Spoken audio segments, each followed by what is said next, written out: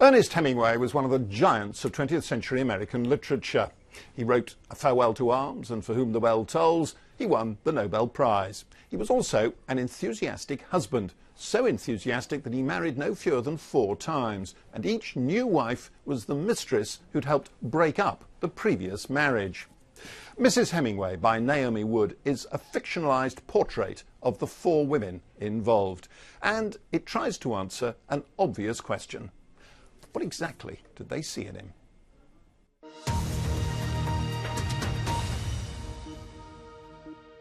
Naomi Wood, this is a book about Ernest Hemingway, and yet he himself is a curiously shadowy character. We hear his wives talking about him, describing him. We never know what he himself is thinking. Why? I think enough ink has been spilled on that area. I think Ernest Hemingway as a character and as a person in history has been so amply written about in so many biographies, and in his own voice you can see it in the collected letters which have just come out. So I decided that I was going to give voice to the 4 women who loved him and were loved by him for the 40 years that he was married. So it was about giving voice to the 4 women rather than about giving more voice to Ernest Hemingway.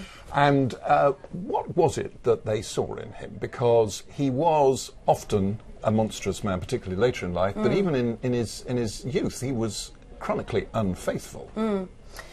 Yeah, there was this kind of carousel of wives and mistresses that whipped around each decade, and it does make you think, why on earth did they A, fall in love with him, and B, sort of stick around? I think it was a real mixture of seduction and bewilderment, a kind of toxic combination in a way. The seduction came from an enormous amount of charm. You can see that in the love letters, kind of amazing nicknames and pillow talk that he uses in his love letters, the billet doux to the wives. And, you know, he's incredibly handsome. He was an incredible, talented writer who seemed to serve no apprenticeship in the sort of modernist canon. So I think it was that side of him which made the women fall in love, and then, as you say, there was this incredibly savage, brutal side that must have been completely unendurable and completely alienating to many of the wives. And in each case, except of course the last one, Mary was still married to him when he committed suicide, but in each case the marriage was invaded by the next wife, and there was a mistress, a ménage à trois. They all knew one another. The first wife, Hadley, actually invited the second wife on holiday with them. Yeah, there was this kind of ménage à trois set up each decade. Each new marriage was met by another mistress who then went on to become the wife. And I calculated in a moment of sort of quiet one day at the British Library how many days Hemingway had been single. Not unwed, because he was unwed for 7 months in those 40 years, but he was actually single for 0 days between the marriages. And there was this great hunger, I guess, to find partnership, to find companionship. And you can read about that in A Movable Feast. He always talks about this strange emptiness, this strange loneliness after writing, and always Hadley's in the background sort of fulfilling that role of succor. Now, Hadley was the first one. Let's just very, very quick thumbnail sketches of the 4 of them. Hadley, who was Hadley? So Hadley was the first wife, married 1921 to 1926. She was the kind of lovely but slightly vapid, shall I say, first wife who he fell in love with and completely canonised in A Movable Feast. She was the one sort of true love that he thought he never got over. That was after he'd left her, and after he betrayed her with Pauline Pfeiffer, known as Fife, wife number 2. Who was she? So she was the second wife, 1927. They were married to 1940 when they divorced.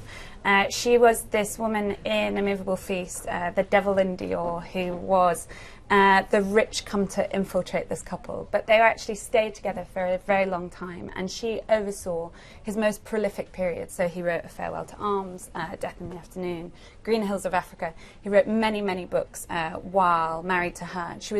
Her money was quite important, I think. I think he truly did love her, but there was an extent to which her family's wealth helped shore him up and helped provide a kind of advance. Until he was successful. Yes, and then there was Martha Gellhorn. Now, she's most interesting because she was the one who was the most considerable figure in her own right. She was a successful novelist and a very, very successful war correspondent. Yeah, a tremendous woman and a huge hero of mine since writing the book. So why did she ever marry him?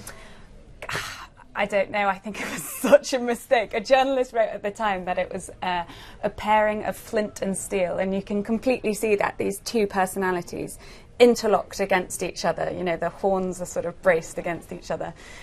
She wrote a huge amount of fiction, as well as her correspondence from the Spanish Civil War, the Vietnamese War. She went to the wars of Central America. She was reporting on Brazilian street children up into her 80s. She was a tremendous woman, and I think always regretted marrying Hemingway because she didn't want to. She said she didn't want to be a footnote in the history of another. And she was supplanted by another journalist, Mary Welsh, yes, who was with him until he committed suicide in 1961. She, in some ways, had the rawest deal, didn't she? The mystique was wearing off by then. Yeah, she was married to him for the longest time, and she was a correspondent in her own right. But unlike Martha, she left her job and kind of relished the new opportunity to sort of make this beautiful house in Cuba. She was with him at his perhaps most difficult and darkest time. He had increasing problems with alcohol. They were involved in a plane crash in 1954, which left him with very severe wounds and injuries, and she had to nurse him out of that. So it was perhaps the most difficult time. The critics have been a bit divided about this book. You've had some very, very good reviews. A number of others have said there's something unsatisfactory about it, and what they seem to be suggesting is that at the heart of it, the character of Hemingway himself never is fully developed. Do you accept that? Was it a challenge to bring him alive? He was always going to be a bit of an iceberg at the centre of the story, to adapt one of Hemingway's own metaphors. And the point was, in a book called Mrs. Hemingway, not to write a story about Mr. Hemingway. It was about the four women who were surrounded. A few of them found themselves as the kind of mortals around this godlike figure, and he had sort of self-promulgated that idea that he was this kind of this hyper-masculine myth. So the point was not to spill more ink on the Hemingway psyche and the Hemingway trauma from the original wound in the First World War. The point was to explore four fascinating women who were bold, intrepid, independent and fearless, and who found themselves, sometimes fortunately and sometimes unfortunately, married to Ernest Hemingway. So it was about them rather than about him that I was attracted to writing about this book, yeah. Amy Wood, thank you very much indeed. Thank you.